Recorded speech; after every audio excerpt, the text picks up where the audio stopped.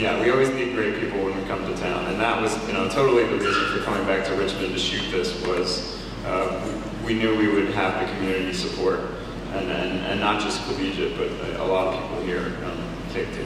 Yes? Do you have a MySpace page? We do. Really? Yeah. That was a weird thing. We shot Hot for Teacher here in Richmond last summer, over 6 days at collegiate school. You know, we only do select screenings in select cities, and so, you know, we try to pick really special historic theaters, and the Byrd was, as I said, an obvious choice for us here in Richmond. Now that the foundation is in charge of the Byrd, once again, we're not planning on giving up our basic role as just being a good entertainment locale, but we also want to do more connection to the community, to the arts community and to the community in general, provide more opportunities for local filmmakers to screen their films here and have events like the 48-Hour Film Festival, the French Film Festival.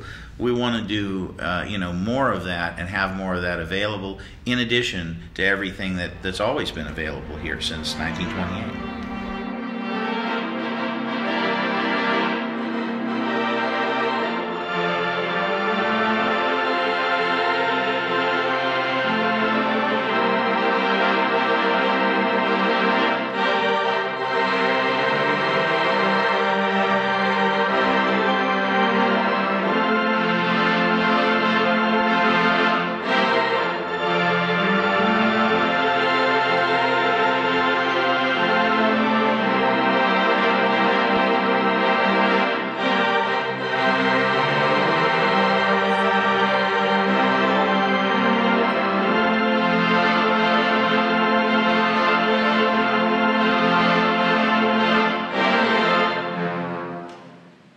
You know, people told me 20 years ago that Richmond wasn't a film town, and I don't know, I didn't believe all of it then, and occasionally I might scratch my head and wonder, but I think, you know, there's more of a film community here. I mean, you got the VCU film program at the Department of Photography Film. They got the new cinema studies thing.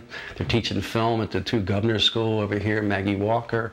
You know, when I first came into Richmond, you could walk any direction from VCU and find a movie house in about, you know, half a mile. They had one of the big, I'll tell you, one of the real shames, I think, was over here across from the Science Museum, you see an empty lot sitting on the north side of the Broad Street. And it used to be the home of the Capitol Theater, which was the first sound theater in the state of Virginia. And that had been, what, 1927 probably. They tore that down to make room for McDonald's. Well, McDonald's changed sites and built down across the street away, so it's still an empty lot there that has a sign, no trespassing, on it. And it once was a very handy theater. You know, I saw, that's where I saw, oh God, the Man Max thing, Road Warrior, the first time that's the place I saw The Exorcist. You know, I saw Barry Lyndon there. There's some big films that played there.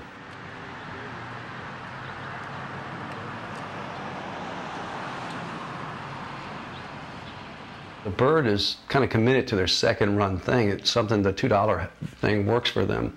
And it's very easy to do because you don't have to put a lot of money up, because the film has already played its first run and you can pick it up usually at a percentage. The distributor might take 50 or 40% or something like that. And so it kind of works for them. Usually you might have to put a guarantee up front versus a percentage. But you know, that's a formula that they've arrived at that kind of allowed this theater to stay open.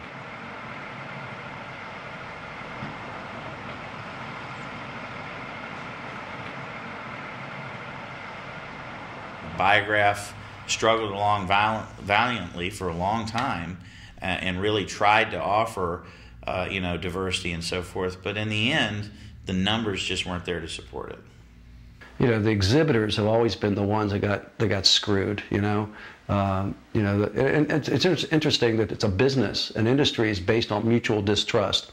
The distributors who give you the films are sure the exhibitors are underreporting and cheating them. The exhibitors are already pissed off at them from charging such an exorbitant price to get the films, and then they do cheat them. That it's built on mutual distrust. You know, it's a funny business.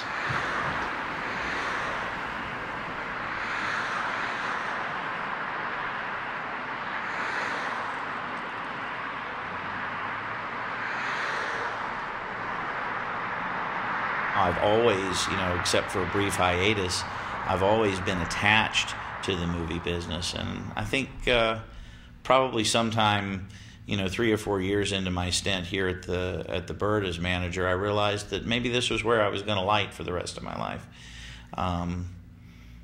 You know, obviously lots can change, and I certainly do other things, but right now I don't anticipate me leaving the Byrd anytime in the future, at least not willingly.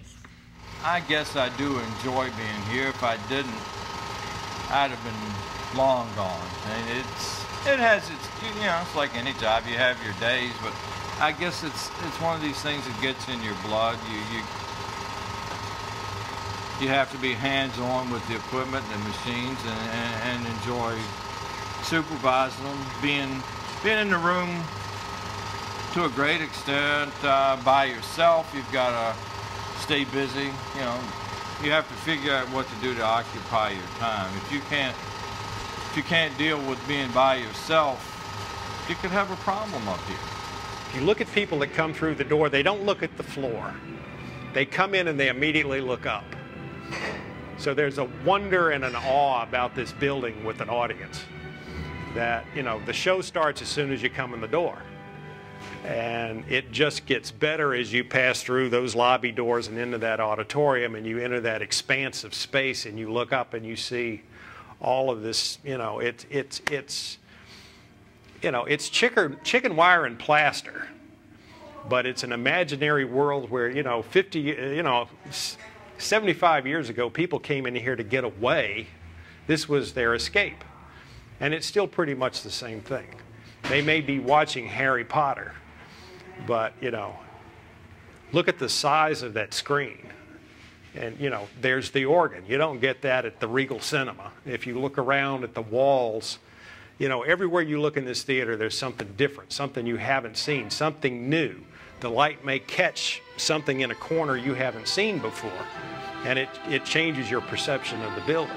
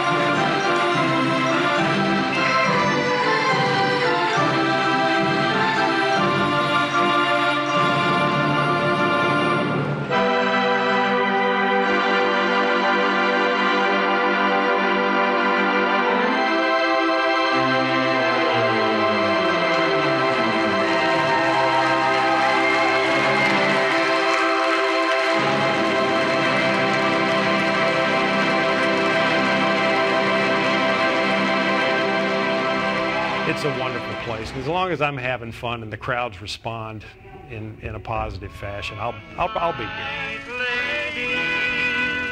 Good night, lady.